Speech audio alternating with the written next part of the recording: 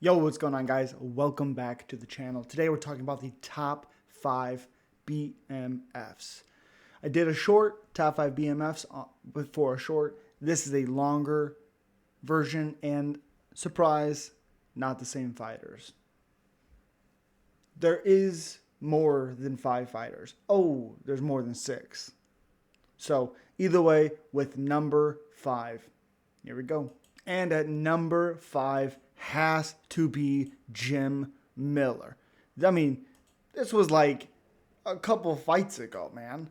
It's unbelievable what Jim Miller has been able to do. Just got another submission win over Damon Jackson, who retired, and then he unretired, said he's not done. But either way, it doesn't really matter. Jim Miller is awesome. Did he get beat up by Bobby Green? Yes, he did at 300. Still a BMF. Jim Miller, you are a dog. It is a pleasure to watch you at 41 years old.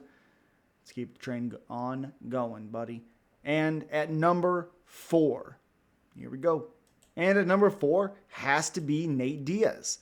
It just has to be. Nate Diaz is a freaking menace. Credit to MMA Star for the highlights. Credit to you, buddy. But yeah, Nate. I mean, what do you really need to say about Nate Diaz? Unbelievable, super fun. Is he ever going to be world champion? No. Is he ever going to be the greatest fighter of all time? No. But he is a people's champion. If there's ever a sense in that, that is Nate Diaz. You know, Nate Diaz beat up my favorite fighter of all time, Cowboy Cerrone. Beat him up in the first 2 rounds. Cowboy came back in the 3rd round, but still. I had 2 really fun, good fights against Conor McGregor in Conor's prime. And then he became what we know now as a... Yeah. But yeah, Nate Diaz has to be at number 4. He is an unbelievable BMF. He is a BMF. I understand he lost a BMF fight against Jorge Masvidal. I don't care. He is my number 4 BMF. And on to number 3. Here we go. And at number 3 is absolutely Michael Johnson. Michael the Menace Johnson. Highest of highs, lowest of lows. On any given night, this man can beat any fighter in the world, and he can also lose to any fighter. It's a crazy resume that he's had. And if you right here, you look at this fight right here against Dustin Poirier, a lot of trash talk, and look what Michael Johnson does. It is beautiful. I'm a big fan of Poirier, but Michael Johnson, you are disgusting.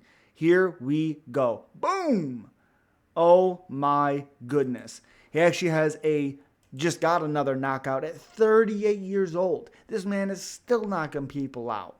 Michael Johnson, you are my number 3 BMF. I appreciate you. And at number 2, here it is. And at number 2, it is Bobby King Green. I'm not going to call him King Green. He is Bobby Green. Sucks to suck, buddy. But Bobby Green, he is the definition of a BMF. This man, at 38 years old, fought like 4 or 5 times back to back. Even after he got flatlining on a short notice with Jalen Turner taking that fight short notice, he still accepts the fight, continues to fight, gets finished, and then comes back, less than 3 months later, I believe it was.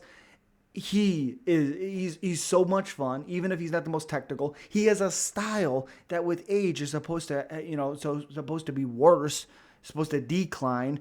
Nope. Bobby Green still doing the damn thing. He's so much fun.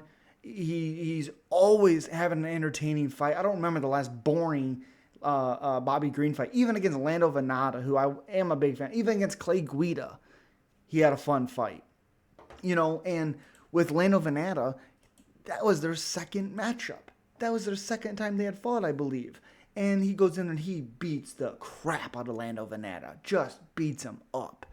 It was a draw in their first fight, I believe it was. With Lando, I believe, hurting him at the end of the first, I think it was. Something like that. But again, absolutely Bobby Green is number 2.